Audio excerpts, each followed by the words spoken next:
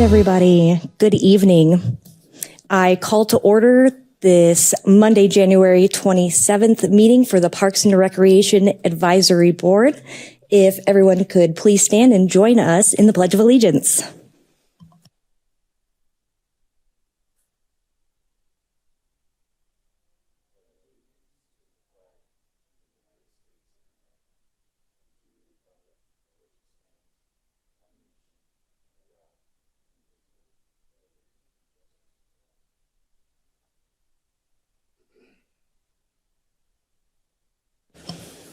All right, moving on to item 3, roll call.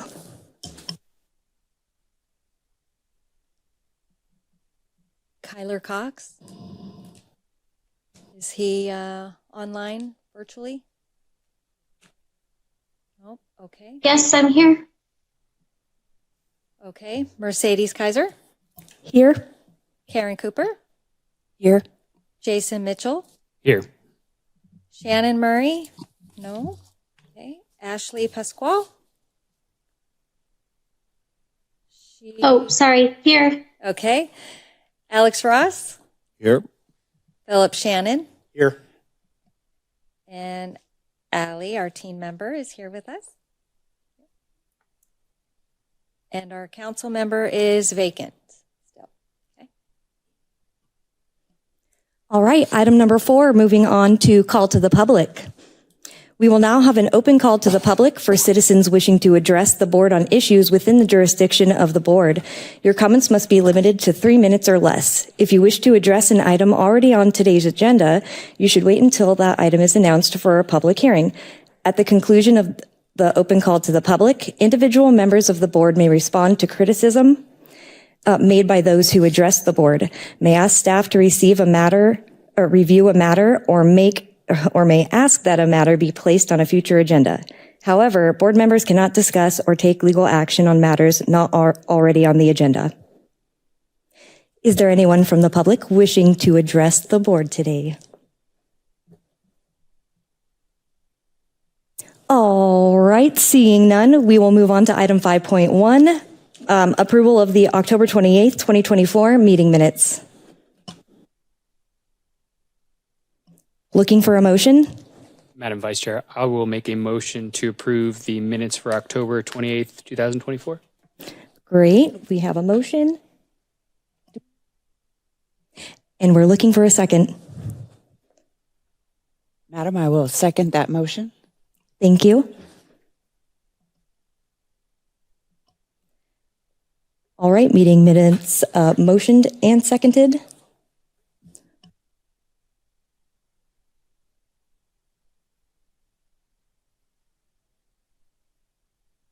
We just need a first and a second.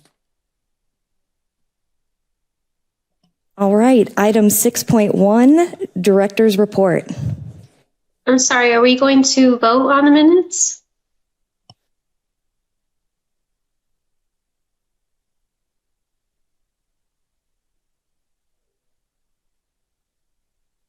Did I miss it and you voted and I just didn't hear?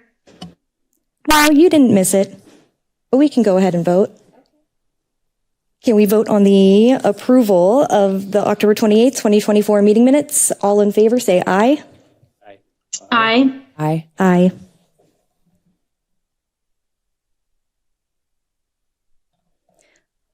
All right, moving back on to item number 6, communications, announcements, and staff report. Item 6.1, director's report. Miss Vera. Thank you. Happy New Year to everybody on the board. I'm happy to see most of your faces, and Ashley, welcome. I'm going to start off with our recreation. So we did start registration for our basketball leagues for 3rd through 6th graders. Our 3rd and 4th grade begin Friday, February 14th, and they run through March 14th with games beginning at 5:30 every Friday night. So currently for our 3rd and 4th grade leagues, we have 40 participants registered. And for our 5th and 6th graders, we have 73 participants registered. For our aquatics, we have our February swim lessons Monday and Wednesdays in the evening. Registrations are currently underway. Our centennial lessons every Wednesday, grades 3rd through 5th, for the tribal schools, start in February. They will begin from 9:30 a.m. to 11:30 a.m. We have our San Bernardino Sheriff's Department dive training Monday, February 10th from 1 p.m. to 5 p.m. Our after-school swim is February 13th.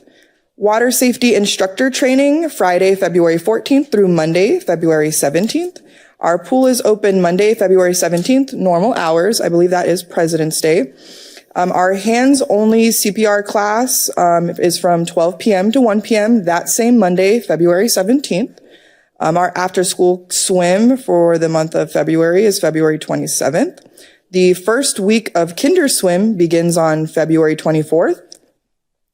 And then Mojave County Sheriff's Dive Training is Sunday, February 23rd from 7 a.m. to 5 p.m. And then our Hilltop Church, February 23rd through 5 o'clock to 7 p.m. I'm going to jump over to what's going on in our community center. I just want to preface this with saying these are not run by the Parks and Recreation Department, but these are activities that are held out of our community center. So February 3rd, we have the Eastern Star Bunko from 4 p.m. to 9 p.m. February 5th, we have our concert series, The Highwaymen, from 5 p.m. to 9 p.m. February 6th is the concert series, The Tennessee River, from 5 p.m. to 9 p.m. February 8th, we have the Havasu Side-by-Side Dinner from 4 p.m. to 8 p.m. February 10th is the concert series, August Night, 5 p.m. to 9 p.m. February 11th is the concert series, Winona Experiences, 5 p.m. to 9 p.m. February 12th is our concert series, December 63rd, 5 p.m. to 9 p.m. February 13th is our concert series, One More Night, 5 p.m. to 9 p.m. February 15th is the Havasu Community Health Fair from 8 a.m. to 12 p.m. February 19th is the Relics and Rods meeting from 6:30 p.m. to 8:30 p.m. February 20th is the Los Lagos meeting, 6 p.m. to 8 p.m. February 22nd is the Mark Hand Dinner Banquet from 6 p.m. to 10 p.m. February 24th is our Fresh Start Homeless Resource Fair from 9 a.m. to 3 p.m. February 26th is the Dementia Connection of Havasu. February 28th is Prince Again, which is from 5 p.m. to 9 p.m. Jumping right over into our parks, just a reminder, Pickle Fest 2025 tournament will be from February 28th through March 2nd at Dick Samp Park. The Island Ball Field will be receiving some effluent water applications requested by sanitation. We're making sure not to impact the ball field schedules. We did experience a stuck valve resulting in some minor infield flooding, so the staff have done their best to make sure we've corrected that. A walkway light has been replaced at Lions Dog Park at London Bridge Beach. The North London Bridge Beach parking lots were repaired and back online, so the lights are looking great out there. The 8 light piers have been poured at Dick Samp Memorial Park for the new pickleball light project, so we should hopefully see completion within the next couple weeks, so we're really excited about that. And then we continue to work on framing an office at our aquatic center. We're continuing to finish up the front lobby project at the aquatic center, and then our park staff have lined the parking lot at Delbrie Days Rodeo event. And then our club announcement, the 8th annual Lake Havasu City Open Disc Golf Tournament hosted by the Lake Havasu City Disc Golf Club will be held at Sarah Park Disc Golf Course on Saturday, February 1st and Sunday, February 2nd, teeing off by 8 a.m. each day. Spectating is free and welcome to all. If you're interested in supporting, please reach out to the Lake Havasu Disc Golf Club via Facebook or email. And that email is lakehavasu.citydiscgolf@gmail.com. And the tournament information can be found on Disc Golf Scene at www.discgolfscene.com/LHCO25. And then for my updates, our last meeting, we had a really great turnout from the community regarding the needs for fields, soccer fields, baseball fields, softball fields, you name it. So one of the things that our department has been working on is getting with the school district and renewing our IGA and updating it. So we'll have more use for those fields, so we're able to offer our Havasu Lions, our Little League, the Vipers, more space and opportunities for their kiddos to be able to practice and play their games, and hopefully expand their offerings, so being able to accommodate more kids in their programs. So right now, we're just waiting on the school district to review the amendment. And then hopefully we can see that go to city council and that'll be passed. And then we'll be able to offer more field space working with the schools, which they've been a great partnership thus far. And I think that the continued relationship that we've been building with them, it's going to be really successful for the city. And it's going to be able to help offset some of that struggle getting our kids some field space and some of our adults leagues as well. So that is my director's report. So I'm going to jump over to item 6.2, if you don't mind. For the last 2 months, we have, well, I'd say almost 3 months at this point, we'd been seeking to fill the recreation superintendent position. And I am honored to say that we have finally made a selection. So I'm going to go ahead and I'm going to introduce our new recreation superintendent. So it is with my pleasure to introduce Marcus McIntyre as the new recreation superintendent for Lake Havasu City Parks and Recreation. Marcus brings an impressive 14 years of professional experience in recreation management, program development, and community engagement. His distinguished career, which began in Miami-Dade County Parks, is a testament to his unwavering dedication to excellence and innovation in the field. Marcus has earned national recognition as a speaker, having presented at the 2023 National Recreation and Parks Association Conference on Leadership. His professional achievements include spearheading nationally modeled programs such as Fit to Play and Fit to Lead, which have set a benchmark for promoting youth fitness, leadership development, and community empowerment. These programs have positively impacted countless individuals and serve as a model for parks and recreation departments across the nation. Marcus's ability to envision and implement transformative initiatives has consistently elevated the communities he serves. His commitment to fostering connections, enhancing public spaces, and creating impactful programs reflects his dedication to advancing the mission of Parks and Recreation. We look forward to the expertise, the leadership, and the vision Marcus will bring to our community. So please join me in welcoming me, Marcus, to our team and to our city. If you have any questions for Marcus, please feel free to stay after the meeting has concluded. Welcome, Marcus.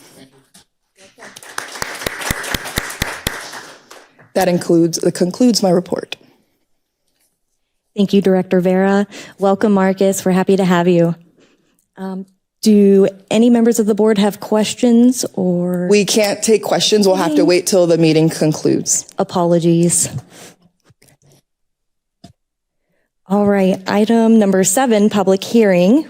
7.1, presentation of Western Pyrotechnic Winter Blast 2025 overview with Chip Shalowski. Welcome. Thank you very much, and welcome to Havasu. As a 51-year resident of Havasu, I actually have sat in the seats that you guys are currently in, and even as a chairman, as Chairperson Kaiser's in. To me, that this committee, this board has served the community very well over the course of the years, and the end result is everything that we're seeing out there for our kids today. So my hats are off to you, everything that you've done. There's no better committee, in my opinion, to even include the city council that has more input and more effect than the committee that you're on. So thank you for what you're doing. Western Winter Blast, that's coming up here, be President's Weekend from February 12th through the 16th. That is the Wednesday through the Sunday. The event has gone typically 4 days, and on the anniversary years, it always goes to an extra 5th day. They were encouraged so much by their membership last go around. This is the 36th annual event, with 32 of them being in Lake Havasu. So it speaks highly of the event. There's no other 10-year event around. We have very few of them, probably one of the few that have. And Alex certainly can relate to that, as many as he's been around as well. So the event draws almost 700 participants, and it's a very unusual type of event. It's actually a convention in the fact that the members show up here. They will participate in over 40 different seminars, classes, safety exercises through the course of their time here. And a lot of the classes are repeated on a daily basis just to allow for attendance because they're out here to enjoy their hobby. Many of them are professional in their jobs daily, where they actually come out of the movie industry or maybe come out of the sports industry, where they conduct pyrotechnic shows all throughout, those that we enjoy on the 4th of July and New Year's for many. The event brings all these participants together, and through the course of the day, it's very highly regulated. It's very closely supervised safety-wise. They're proud to say they've only had a few incidences over the course of those 35 years. And one was involved with an off-site, and that was just an accident that had occurred with some pyrotechnics that were being stored in a vehicle. Everything is regulated. The ATF highly regulates. They come out and inspect the site. It's being held at Havasu 95 Speedway. Those that have been around for a while or even new to Havasu, you know what lights up the sky there come that February. Your pets sure do. We know that. And we highly encourage what has to be done to entertain the pets throughout that day. I know I have a little Yorkie, and she gets to watch more Animal Planet that whole week than most dogs do. And it's just to kind of keep them occupied. The sounds, yes, they are regulated in the time frames, with the event going from Wednesday, Thursday, Friday, and Saturday and Sunday. They will conclude at 10 o'clock, with the weekend being at 10:30. And then back Sunday will be at 10 o'clock. So the Fridays and Saturdays will go on through 10:30. They are also controlled as far as what shells go up in the airs. The shells that you normally see are the safe and sane stuff that around 4th of July here, although sometimes one could argue that more often the shells out in your neighborhood are probably far better than what you see on the 4th of July show. Those are illegal type fireworks that are shot up, and they're not regulated, obviously, locally, and it is what it is that way. I know PD and fire tries to do their best to control that, but it's difficult at times. But the shells that are shot off there on site will range anywhere from 1 inch to 24 inches. 24 is very unusual because of what it takes to make the 24-inch shells and the distance that it needs to be separated from proximity to audience. And so that's very regulated by the fire department. They have a nice orange book through ATF that regulates their distances. And the site is divided amongst the type of classes that are within the 1.4 range. So you'll have A, B, and C type of explosives out there. C being the most typical. Rockets will be shot off over there by the gun range. So it's a very wide site, but at the same time, it's a very regulated site. I know one thing that they're proud of. They obviously push safety very, very strongly because it's very important, obviously, that way. But they do is get to the kids and they have junior pyros and training type classes. There's an age limit on it, minimum, but at the same time, it allows kids that are under 18 years of age to safely shoot fireworks, make fireworks, and obviously their family members that are involved in that kind of stuff. I had my granddaughter out there, and I had her participating in several classes over the course of the years. Having been the fire marshal here locally, I had been heavily involved with that group to the point I was probably very burdensome to them, and maybe some would call a pain in the butt. But at the same time, they recognized what I was doing for them. They made me the city liaison for their group to the city. Because like a lot of events, if you don't know the city and how to maneuver through the city policies, the government policies, it's very difficult at times, almost down to the last minute where things have to get canceled because you didn't file the right paperwork. That's where I have come in and helped them out. They made me a lifelong member, which I'm very proud of within that group because there's very few of them that are in that. So we look forward to a very successful event. They utilize a lot of hotels in town. They utilize a lot of eateries. There's a lot of sponsorships from those places. And a lot of members come in almost a week before and stay a week after, probably because when you're coming from Iowa and you're behind the snow shovel, there's a good reason why you want to go somewhere else, even though we might be a little bit colder, but not that much. So other than that, any questions on the event that I can answer? I hope it gives you kind of a step into it, what it's going to do for the community. And again, what's the name of the dog park there at Sarah Park? What is it? Yeah. The dog park there is closed. We try to close that well in advance and just to make sure and get everybody. But there's always somebody that can't read for some whatever reason, and they want to do what they need to do to go into the park. And it is highly monitored by both PD, Parks and Rec, and WPA staff. Send somebody over that direction as well, just to kind of be good stewards. So if I can answer any questions, I gladly will.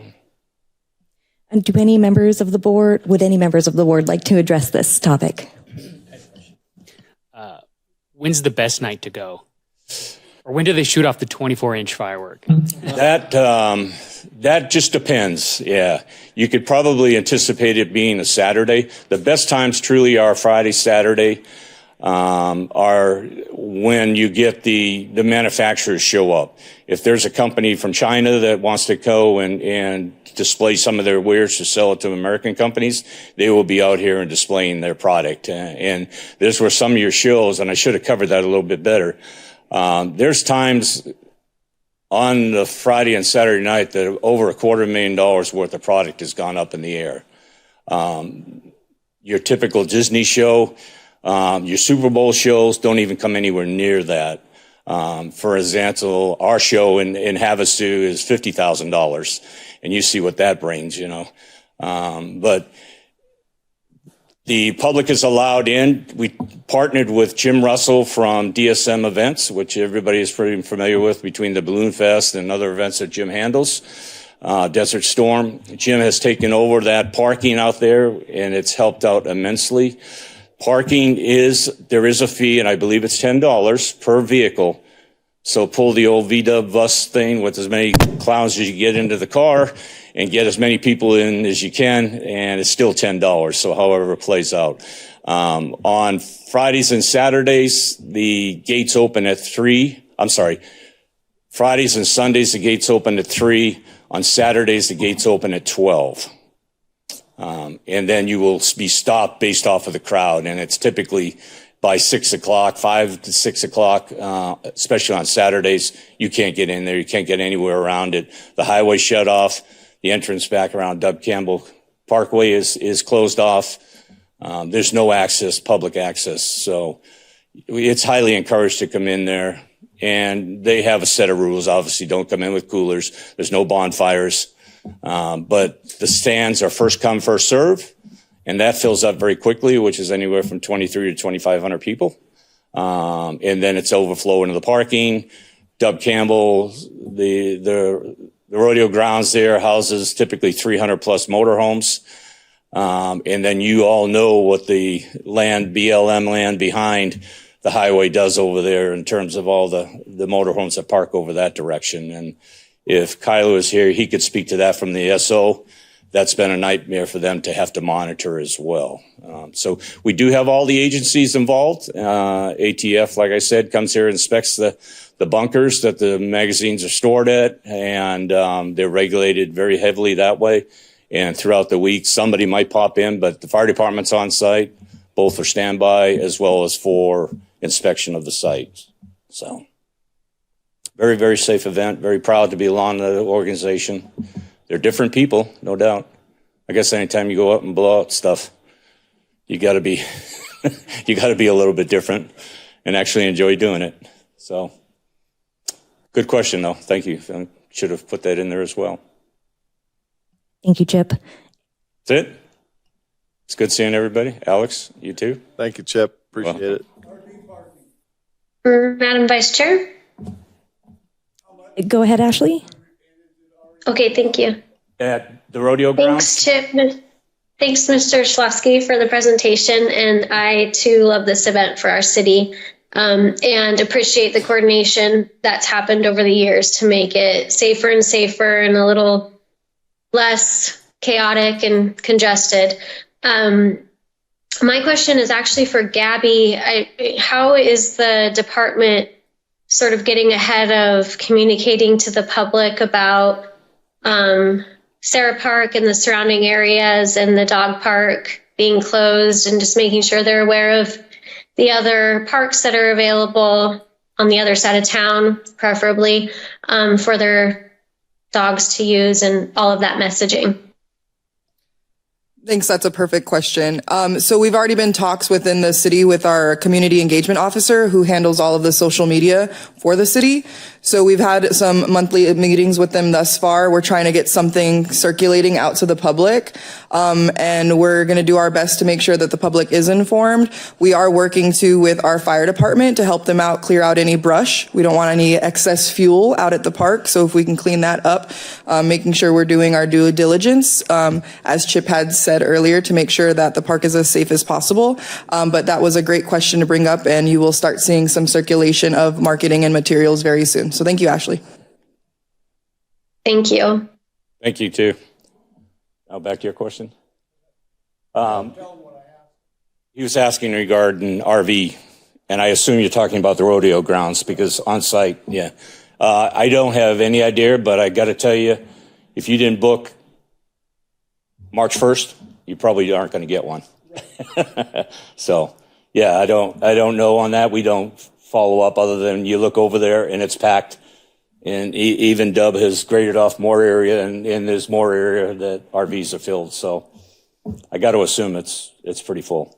I know within the site, the compound that the pyrotechnic people uses, they have more RVs coming this year than they've ever have. Everybody must just be in that RV mode now. And I guess to fight the cost of the hotels as well. We compete that weekend with Rockabilly, so rooms are at a tight grab for sure. But it's with the two have coexisted for a long time, so I don't know. I can't really answer that, but I would get. We go to Rockabilly, then we go to the fireworks. Exactly, that's what we've told. Okay. Thank you very much. Thank you so much, Chip. All right, this is a public hearing, and it is now open to the public. Would any members of our audience like to address this topic? If so, please make your way up to the podium. And seeing none, we will close the public hearing.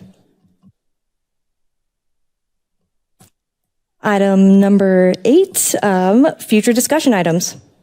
Does anybody have a topic they'd like to add?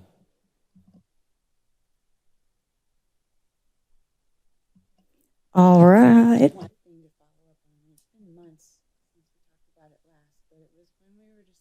Oh, I'm sorry. It's been a few months since we discussed it, but it was on there, and it was really the naming and the marketing of the catalyst, and it seemed to disappear. And it's green. I don't. Okay. We haven't talked about it. I'll do it a third time here. For months, but we were talking about the naming of the catalyst, renaming it to something more appropriate, and the marketing of it. And we were even as a board assigned to think of some guidelines, and then it seemed to disappear. So I don't know if that's something we should add back, but I don't have any update when people talk to me about it. And so it's something I'd like to talk about more. We'll go ahead and add it. We do have updates, and when I mean updates, they're very loosely. They're with the city council right now, and we're just waiting for feedback. That's why we didn't put it on the agenda, because I really don't have much information until I get it from them. But hopefully by the time we have our next meeting, I'll have more answers for you. And then if not, it won't be on the agenda, because we'll just see where we're at by then. I just appreciate that update. No problem, for sure.